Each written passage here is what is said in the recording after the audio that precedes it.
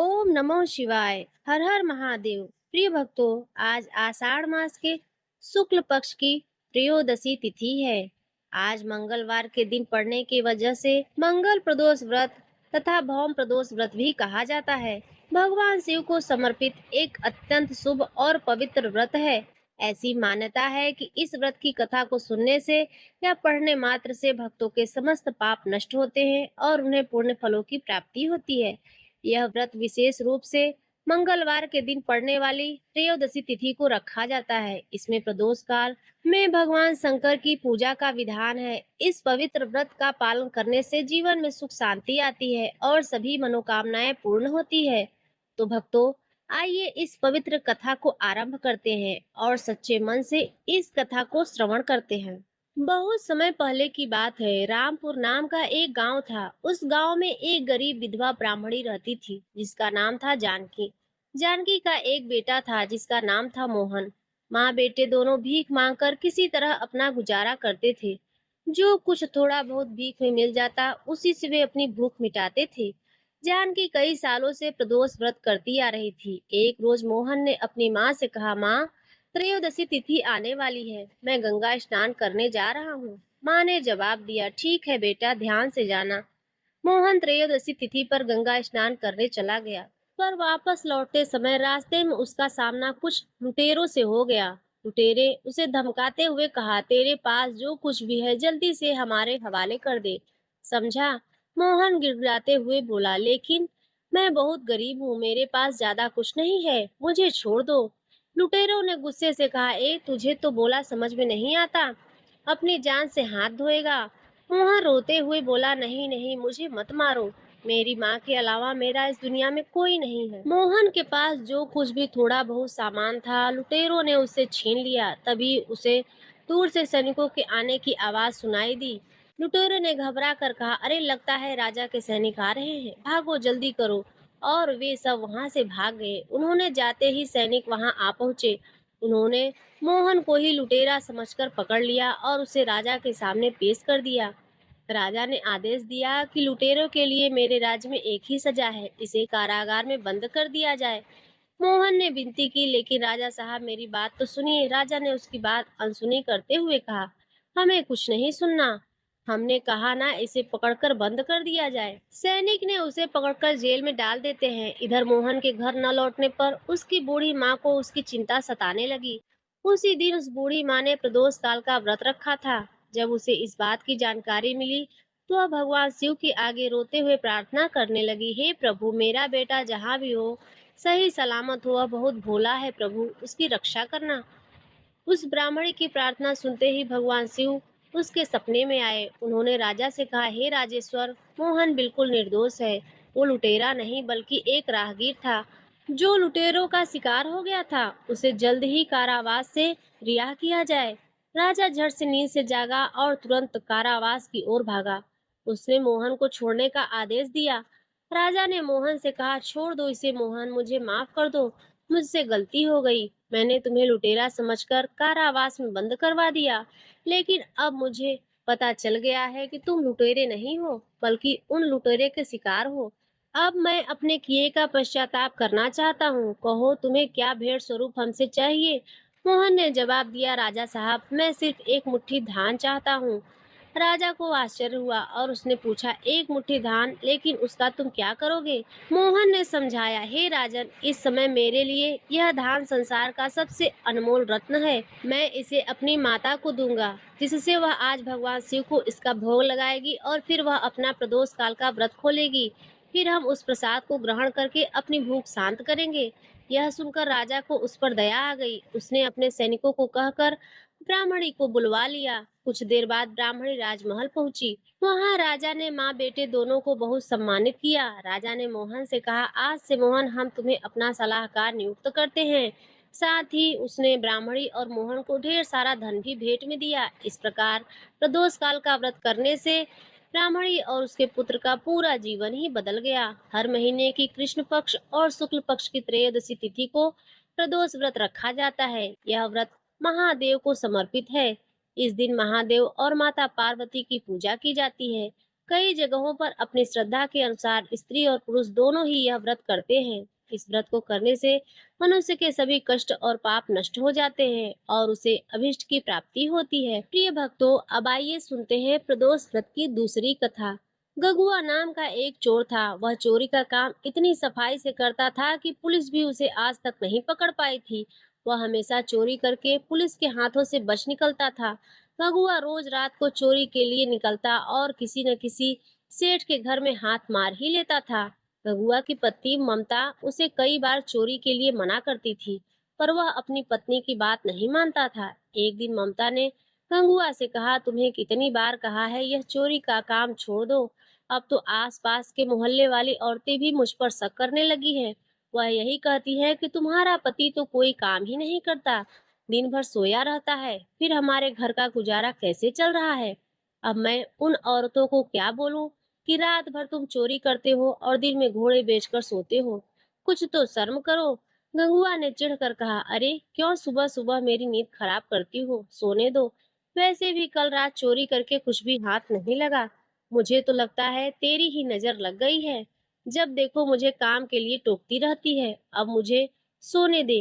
रात को मुझे फिर से चोरी पर निकलना है। गंगुआ रात को चोरी करने निकलता है, पर उस रात भी वह किसी के घर में चोरी नहीं कर पाता। ऐसे ही कई दिन बीत जाते हैं। गंगुआ परेशान हो जाता है क्योंकि अभी तक उसने कोई भी चोरी नहीं की थी।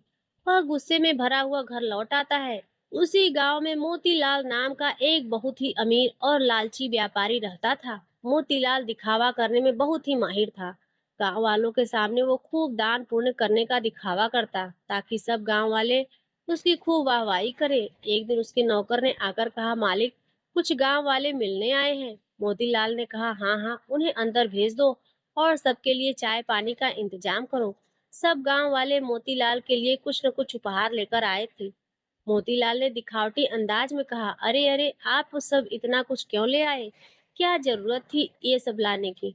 गांव वालों ने जवाब दिया, सेठ जी, आपने गांव में पानी की नई टंकी लगवाई है, इसलिए गांव वाले उपहार स्वरूप यह थोड़ा बहुत लाए हैं और यह मेरी तरफ से फसल के नए आम बच्चों के लिए लाए हैं। मोतीलाल ने कहा, अरे तुम सब गांव वालों के काम आना और गांव की सेवा करना ही तो मैं अपना धर्म समझता हूँ। ठीक है, मैं यह सब रख लेता हूँ। गांव वाले अपने अपने घर चले गए। नौकर ने मोतीलाल से फुसफुसाकर कहा, मालिक छोटी सी टंकी लगवाने के बदले इतना सामान फायदे का सौदा है। मोतीलाल ने उसे चुप कराते हुए कहा, अरे चुप, दीवारों के भी कान होते हैं, जा जाकर देख अब कौन आया है। नौकर ने वापस आकर बताया, मालिक शिव मंदिर के पंडित आए हैं। मोतीलाल ने पंडित जी का अभिवादन करते हुए कहा, जय शिव शंकर पंडित जी। पंडित जी ने जवाब दिया, जय शिव शंकर मोतीलाल जी, मंदिर की सेवा कार्य के लिए मैं आपके पास आया हूँ। शिव मंदिर में इस सावन में नया त्रिशूल लगाने का विचार बन रहा है। सोचा आप तो इतना दान पुण्य करते हैं, तो मंदिर में त्रिशूल लगाने का ये शुभ अवसर आपको ही मिलना चाहिए। मोतीलाल खुश होकर बोला, यह तो बहुत अच्छा किया पंडित जी, आपने मुझे यह बात कह दी।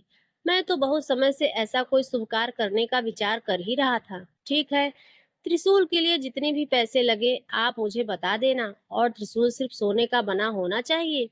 मोतीलाल ने पंडित जी से सोने के त्रिशूल के लिए हाँ तो कर दी, पर पंडित जी के जाने के बाद वह सोच विचार में पड़ गए। सोने का त्रिशूल बहुत महंगा आएगा, दिखावा करने के चक्कर में मैं तो लूट ही गया। फिर भी मोतीलाल ने शिव मंदिर में सोने का त्रिशूल लगवा दिया। सारे गांव वाले मोतीलाल की खूब वाहवाही करने लगे।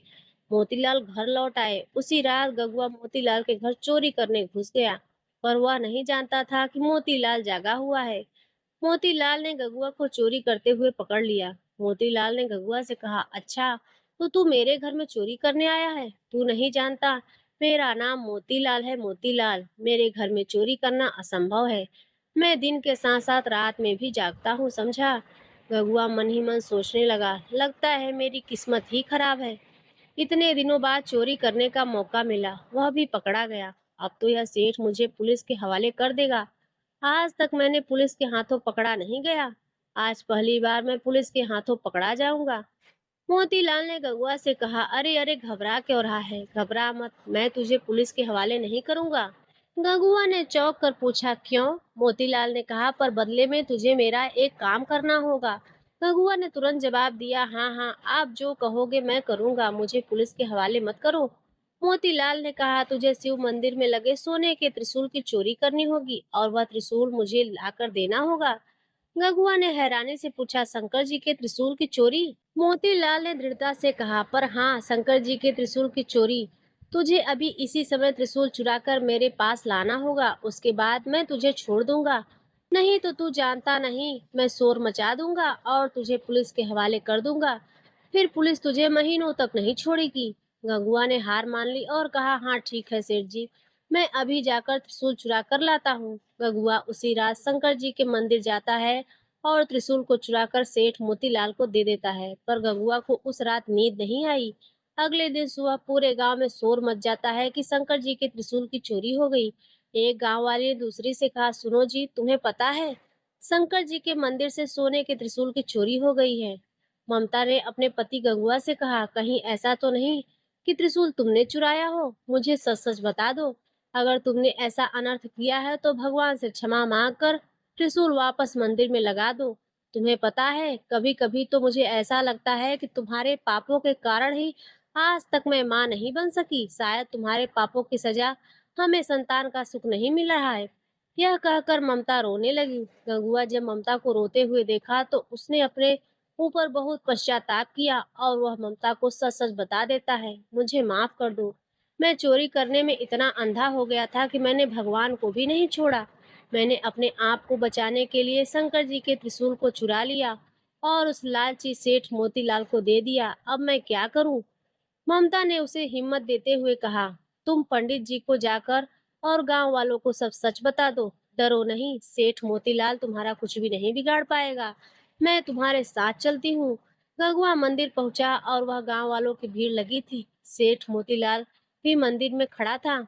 सेठ जी ने उदास होकर कहा, सेठ जी, आपने इतने मन से भगवान शंकर के मंदिर में त्रिशूल लगवाया और देखिए कल रात को चोरी हो गया। सचमुच मैं इन सब बातों के लिए बहुत शर्मिंदा हूँ। पता नहीं चोर मंदिर के भीतर कैसे घुस गया। पंडित जी ने कहा, कोई बात नहीं पंडित जी, भगवान की जैसी मर्जी। अच्छा मैं चलता हूँ, कोई और सेवा हो तो बता देना। गंगुआ ने पंडित जी को टोकते हुए कहा, कहाँ चल दिए पंडित जी? कहीं त्रिशूल लेने घर तो नहीं जा रहे हैं? पंडित जी ने पूछा, क्या मतलब है तुम्हारा? क्या तुम जानते हो कि त्रिशूल की चोरी किसने की? गंगुआ ने बताया, पंडित जी, चोरी का त्रिशूल सेठ मोतीलाल के घर पर ही है। अगर आप सबको यकीन न हो तो आप इनके घर की तलाशी ले सकते हैं। एक गांव वालों ने कहा, यह तुम क्या कह रहे हो? सेठ मोतीलाल बहुत ही धार्मिक प्रवृत्ति के व्यक्ति हैं और त्रिशूल तो उन्होंने स्वयं ही मंदिर में लगवाया था, तो फिर त्रिशूल इनके पास कैसे हो सकता है? रघुआ ने समझाया, पंडित जी, यह सेठ मोतीलाल देखने में धार्मिक है पर मन से बहुत ही बुरी प्रवृत्ति का है। गंगुआ पंडित जी और गांव वालों को बीती रात सारी सच्चाई बताता है, जिसे सुनकर सब लोग हैरान हो जाते हैं।